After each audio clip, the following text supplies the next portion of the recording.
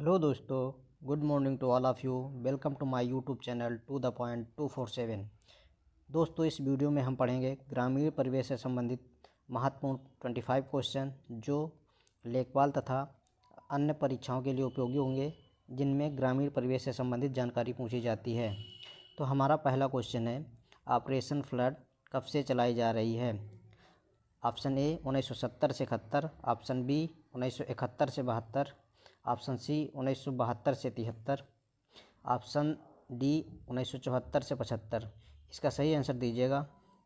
तो इसका सही आंसर होगा ऑप्शन ए 1970 से 71। तो ऑपरेशन फ्लड का संबंध किससे है? ऑपरेशन फ्लड का संबंध दूध क्रांति से है, दुग्ध क्रांति जिसे बोलते हैं, और इसे श्वेत क्रांति भी बोलते हैं। दुग्ध क्रांति के जनक वर्गीज कुरियन जी को कहा जाता है। अब हम नेक्स्ट क्वेश्चन पे चलते हैं। नेक्स्ट क्वेश्चन है हमारा, प्रदेश में सर्वाधिक मूंगफली उत्पादक जिला कौन सा है? Option A Kannauj, option B Kanpur, option C Bareilly, option D Jhansi. इसका सही आंसर दीजिएगा। इसका सही आंसर होगा ऑप्शन डी झांसी। अब हम नेक्स्ट क्वेश्चन पे चलेंगे। अब क्वेश्चन नंबर 3 है, उत्तर प्रदेश राज्य के किस क्षेत्र में कपास की खेती की जाती है? Option A Ganga Yamuna Doab, option B Rohilkhand क्षेत्र में, ऑप्शन सी बुंदेलखंड क्षेत्र में, ऑप्शन डी सभी में। तो जो कपास की खेती की जाती है, तो ये सभी क्षेत्रों में की जाती है, गंगा यमुना दोआब में भी, रोहेलखंड में, बुंदेलखंड में। और कपास, अगर एक क्वेश्चन पूछता है कि कपास, भारत में कपास का सबसे अधिक उत्पादक राज्य कौन सा है, तो उसके लिए आपका सबसे उत्पादक राज्य कपास का है वो जो है गुजरात, जहाँ पे सबसे ज़्यादा कपास की खेती की जाती है। अब हम चलेंगे नेक्स्ट क्वेश्चन पे। हमारा नेक्स्ट क्वेश्चन है 5 नंबर, आइसोपाम योजना में क्या सम्मिलित नहीं है? ऑप्शन ए दलहन, ऑप्शन बी तिलहन, ऑप्शन सी मक्का, ऑप्शन डी आलू। आइसोपाम योजना में क्या सम्मिलित नहीं है? आइसोपाम दलहन, तिलहन और मक्का से संबंधित है, पर इसमें आलू संबंधित नहीं है। तो इसका सही आंसर होगा ऑप्शन डी। इसका सही आंसर होगा ऑप्शन डी आलू। अब हम नेक्स्ट क्वेश्चन पे चलेंगे। हमारा नेक्स्ट क्वेश्चन है 6 नंबर, उत्तर प्रदेश में कितनी मृदा सर्वेक्षण इकाइयाँ हैं? Option A 10, option B 15, option C 17, option D 20। इसका सही आंसर होगा ऑप्शन ए 10। उत्तर प्रदेश में 10 मृदा संरक्षण इकाइयाँ हैं। अब हम नेक्स्ट क्वेश्चन पे चलेंगे। क्वेश्चन नंबर 7, चारा विकास योजना हेतु केंद्र सरकार कितने प्रतिशत सहयोग देती है? तो इसमें ऑप्शन ए है 75%, ऑप्शन बी है 65%, ऑप्शन सी है 50%, ऑप्शन डी है 40%। मतलब जो चारा विकास योजना चलाई गई थी उसमें केंद्र सरकार का कितना परसेंट सहयोग है? तो इसका सही आंसर दीजिएगा आप लोग। इसका सही आंसर होगा ऑप्शन ए 75%। इसका सही आंसर होगा। नेक्स्ट क्वेश्चन पे चलेंगे हम। क्वेश्चन नंबर 8 है, राज्य में सहकारी कानून कब बनाया गया? Option A 1950, option B 1960, option C 1965, option D 1970। इसका सही आंसर दीजिएगा। इसका सही आंसर होगा ऑप्शन सी। इसका सही आंसर है ऑप्शन सी 1965। 1965 में सहकारी कानून बनाया गया था राज्य में। नेक्स्ट क्वेश्चन पे चलेंगे। नेक्स्ट क्वेश्चन है हमारा 9 नंबर, उत्तर प्रदेश में किसान वृद्धा पेंशन योजना कब शुरू हुई? Option A 2003, option B 2004, option C 2005, option D 2007। इसका सही आंसर दीजिएगा आप लोग। इसका सही आंसर है ऑप्शन ए। इसका सही आंसर होगा ऑप्शन ए 2003 में किसान वृद्धा पेंशन योजना की शुरुआत हुई थी 2003 में। नेक्स्ट क्वेश्चन देखेंगे। नेक्स्ट क्वेश्चन है हमारा 10वां, जिसमें है गोकुल पुरस्कार योजना का संबंध है। गोकुल पुरस्कार योजना का संबंध किससे है? कृषि से है, ऑप्शन बी पशुपालन से, इसमें यहाँ पे पशुपालन होगा। ये क्वेश्चन आप लोग छोड़ दीजिएगा, ये शायद टाइपिंग मिस्टेक हो गई इसमें। इसके ऑप्शन चारों नहीं दिए हैं। कृषि दी है और पशुपालन दिया है और ये उत्पादन दिया है। इसमें शायद दुग्ध का उत्पादन छूट गया है, शायद दुग्ध उत्पादन होता है। इसको याद कर सकते हैं कि जो गोकुल पुरस्कार योजना है वो दुग्ध उत्पादन से संबंधित है, क्योंकि अब याद करने के लिए समझ सकते हैं कि गोकुल में ज़्यादा गाय पाली जाती थी, तो वहाँ पे गाय पाली जाएंगी तो वहाँ से दुग्ध उत्पादन होगा। तो इस प्रकार अगर याद रखेंगे तो गोकुल जो पुरस्कार योजना है वो दुग्ध उत्पादन से संबंधित है। अब नेक्स्ट क्वेश्चन पे हम चलेंगे। हमारा नेक्स्ट क्वेश्चन है 11 नंबर। उत्तर प्रदेश में कितने प्रतिशत भूभाग पर कृषि की जाती है? Option A 70.64%, option B 65.7%, option C 68.8%, option D 72.9%। तो इसका सही आंसर होगा ऑप्शन सी 68.8%। उत्तर प्रदेश में जो कृषि की जाती है कितने भाग पर की जाती है, तो वो 68% भाग पर किसानी की जाती है, खेती की जाती है। ऑप्शन इसका सही होगा ऑप्शन सी 68%। नेक्स्ट क्वेश्चन देखेंगे हम लोग। नेक्स्ट क्वेश्चन हमारा 12वां। भारत में उत्तर प्रदेश किस उत्पाद का सबसे बड़ा उत्पादक नहीं है? तो इसमें सबसे बड़ा उत्पादक नहीं है। ऑप्शन में ए में है फूलों का, ऑप्शन बी है गेहूं का, ऑप्शन सी है आलू का, ऑप्शन डी है गन्ने का। तो गेहूं के उत्पादन में भी उत्तर प्रदेश का पहला स्थान है, आलू के उत्पादन में भी पहला स्थान है और गन्ने के उत्पादन में भी उत्तर प्रदेश का पहला स्थान है। तो इससे सही आंसर होगा ऑप्शन ए फूलों का। तो फूलों के उत्पादन में उत्तर प्रदेश का पहला स्थान नहीं है। नेक्स्ट क्वेश्चन पे चलेंगे हम लोग। 13 नंबर क्वेश्चन है। कौन सा राज्य भारत का शक्कर का प्याला कहलाता है? Option A Andhra Pradesh, option B Bihar, option C Punjab, option D Uttar Pradesh. तो इसका सही आंसर दीजिएगा। तो इसे तो आप एलिमिनेट करके भी लगा सकते हैं, क्योंकि आंध्र प्रदेश में तो गन्ना उत्पादन नहीं होता, बिहार में भी नहीं होता और पंजाब में भी नहीं होता। गन्ना उत्पादन में गन्ना उत्पादन प्रथम स्थान उत्तर प्रदेश का ही है, तो इसमें तो उत्तर प्रदेश ही होगा जिसे शक्कर का प्याला कहेंगे। तो इसका ऑप्शन डी सही हो जाएगा कि उत्तर प्रदेश को शक्कर का प्याला कहते हैं भारत का। नेक्स्ट क्वेश्चन पे चलेंगे। 14 नंबर क्वेश्चन है।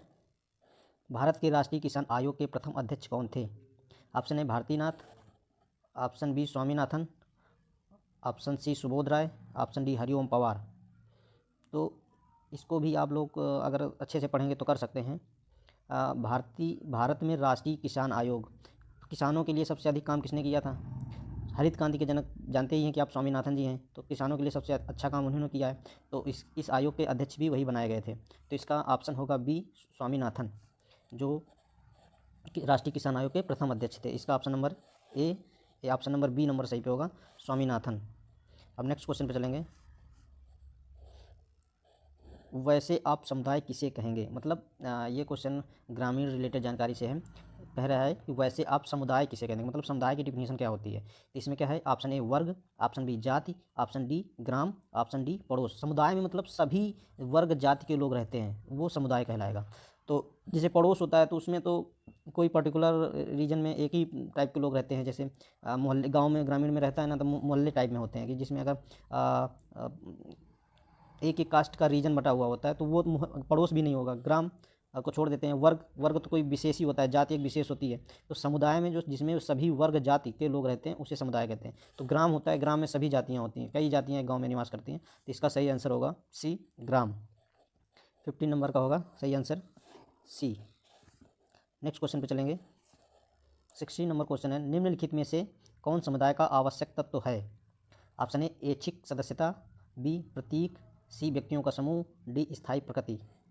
इसका सही आंसर होगा, अब इसमें देख लीजिएगा, समुदाय का आवश्यक तत्व। अगर समुदाय बनाना है तो उनमें क्या होना चाहिए? सदस्यता तो जरूरी नहीं है, प्रतीक कोई ज़रूरी नहीं है कि समुदाय का कोई प्रतीक हो, पर अगर स्थायी प्रकृति भी नहीं जरूरी है, लेकिन अगर व्यक्तियों का समूह नहीं है तो वो समुदाय नहीं बन सकता।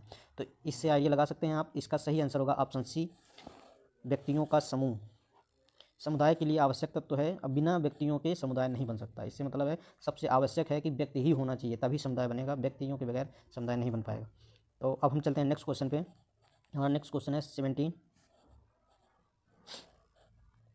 विशेष विवाह अधिनियम संशोधित हुआ था। ऑप्शन ए 1954 में, ऑप्शन बी 1959 में, ऑप्शन सी 1971 में, ऑप्शन डी 1942 में। तो विशेष विवाह अधिनियम कब संशोधित किया गया था? तो विशेष विवाह अधिनियम, सही आंसर दीजिएगा।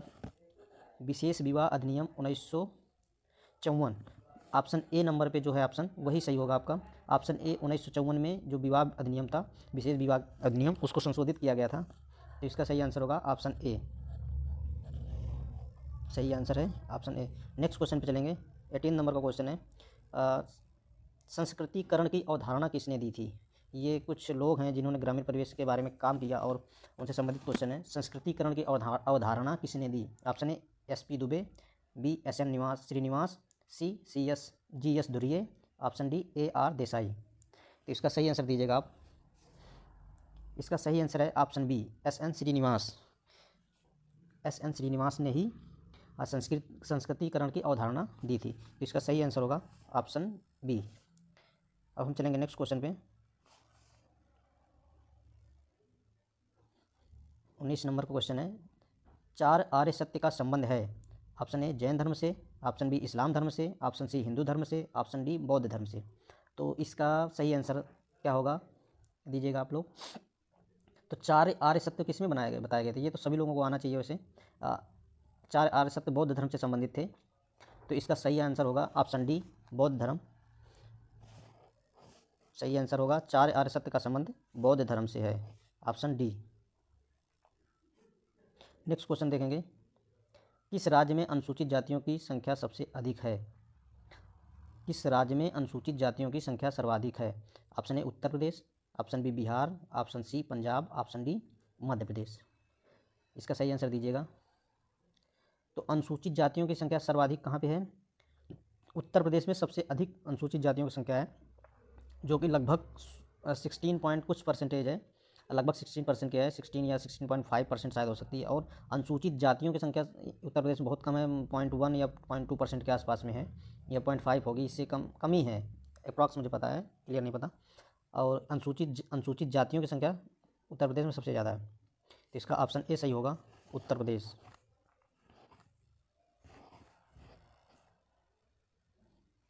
नेक्स्ट क्वेश्चन देखेंगे, किस जनजाति में लठ भरवा भोज देते हैं? किस जनजाति के लोग लठ भरवा भोग देते हैं? किस जनजाति के लोग लठ भरवा भोज देते हैं? Option A Tharu, option B Sahariya, option C Agariya, option D Baiga. तो इसका सही आंसर होगा ये जनजाति, इसके हिंट दे देते हैं कि ये जनजाति उत्तर प्रदेश में सबसे अधिक पाई जाती है। तो इसका, और दीपावली का शोक भी मनाती है ये जनजाति। तो ये होगी ऑप्शन ए नंबर पे सही होगा आपका, लठ भरवा भोज थारू जनजाति देती है। तो ऑप्शन ए इसका सही आंसर होगा, थारू जनजाति। नेक्स्ट क्वेश्चन देखते हैं, और इसमें देखते हैं सहरिया अगरिया बैगा ये कहाँ कहाँ जनजाति पाई जाती हैं। तो सहरिया जनजाति आपकी एक ज़िला है ललितपुर, स्पेशली सहरिया ही है जो ललितपुर में पाई जाती है, बाकी अगरिया और बैगा जनजाति आपकी सोनभद्र में पाई जाती हैं। नेक्स्ट क्वेश्चन पे चलेंगे, निम्नलिखित में कौन सी भू क्षेत्रफल मापन की इकाई नहीं है? निम्नलिखित में से कौन सी भू क्षेत्रफल मापन की इकाई नहीं है? ऑप्शन ए अंकनम, बी एकड़, सी कैनाल, डी करम। इसका सही आंसर दीजिएगा।